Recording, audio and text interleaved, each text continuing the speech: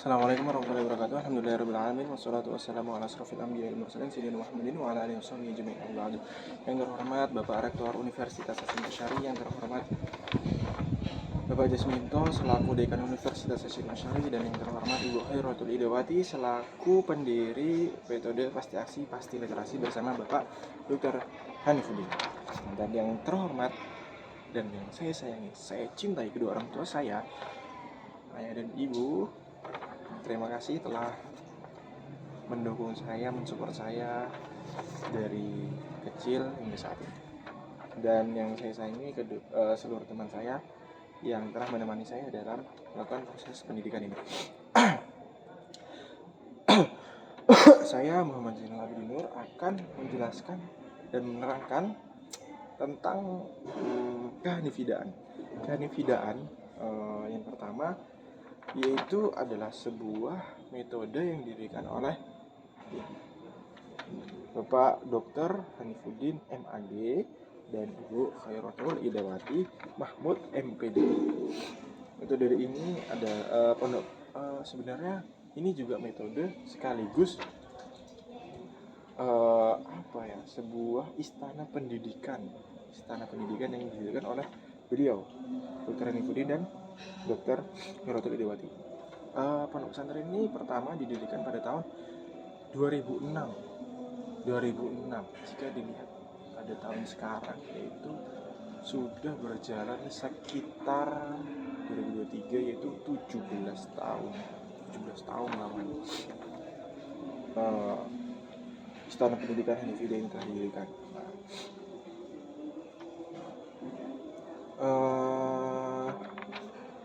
Hanifidaan ini, metode Hanifidah ini disupport oleh orang-orang besar yang ada di Indonesia, seperti kiai-kiai yang ada di Indonesia seperti Bapak Quraish Shihab, Gus Mus, kemudian Menteri Agama juga mensupport. Dan pondok pesantren Hanifidah ini dibawahi langsung oleh Kiai Haji Dr. Ahmad Musta'in Syafi'i dan Dr. Andes Salahuddin Wahid dan Kiai Haji Mustafa Bisri. Nah, apa sebenarnya Hanifidah ini? Hanifidah memiliki slogan La Roiba Hanifidah, jangan ragu-ragu dan jangan ragukan kami. Di sini terdapat yaitu tadi istana pendidikan La Roiba Hanifidah dan Madrasah Aliyah Al-Quran. Banyak metode yang terdapat di pondok pesantren ini. Yang pertama yang paling terkenal yaitu metode Asmaul Husna, menghafal Asmaul Husna menggunakan 3.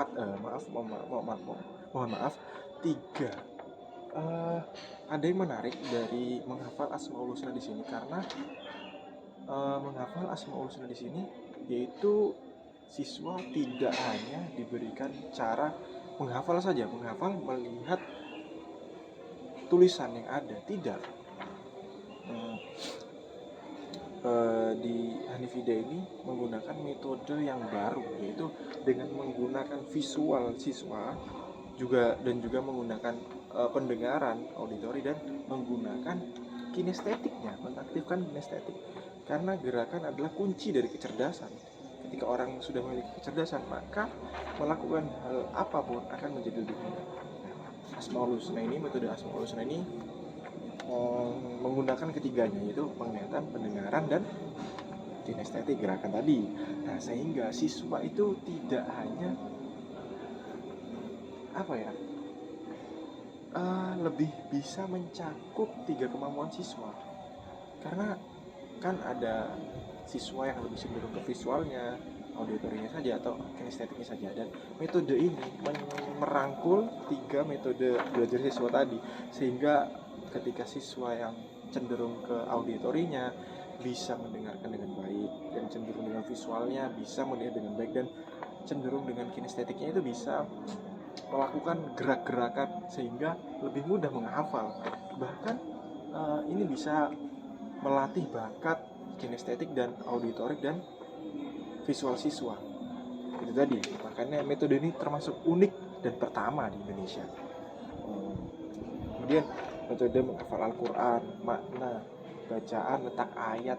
Nah, metode Hanifidah ini sudah menerapkan itu, sehingga tidak hanya ayat Quran saja yang dihafal, tetapi juga ayatnya, letak ayatnya, nomor surah dan lainnya itu dihafal oleh santri Hanifidah. Kemudian ada metode bedah otak. Metode bedah otak yaitu untuk mengetahui potensi-potensi yang ada di otak dan potensi mana anak itu cenderung menggunakan otaknya.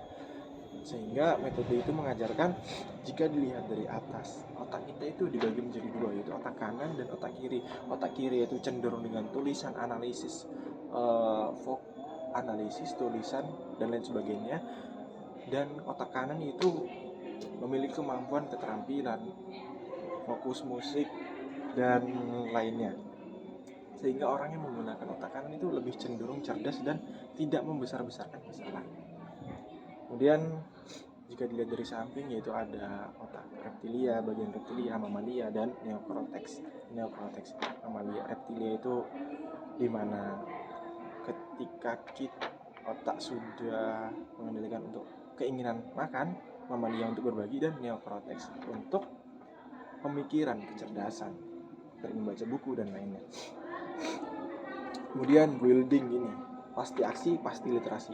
Metode ini metode yang sangat efektif dan sangat memudahkan seorang siswa untuk mengingat dan menghafal. Karena dengan memahami, siswa itu akan lebih mudah dalam menghafal. Nah, metode pasti aksi, pasti literasi yaitu dengan membaca buku sehari satu bab, kemudian satu bab itu diambil kata kuncinya dan dibuatkan peta konsep seperti ini. Peta konsep kemudian dijelaskan subbabnya, kemudian dijelaskan dalam bentuk video seperti yang saya lakukan seperti ini. Bahkan santri Hanifidah itu tiap tahunnya bisa menghabiskan 200 atau bahkan 400 bab. Wah, ini sangat luar biasa. Di mana sekolah umum saat ini hanya mungkin satu tahunnya hanya dapat menyelesaikan 12 bab dalam tiap pelajaran. Namun apa? Hanifidah ini sudah memecahkan rekor ya di sekolah-sekolah umum, berkali-kali lipat lebih banyak, yaitu hingga 400 bab yang dibahas setiap tahunnya. Ya, demikian dari saya, kurang lebihnya mohon maaf, semoga bermanfaat. Wassalamualaikum warahmatullahi wabarakatuh.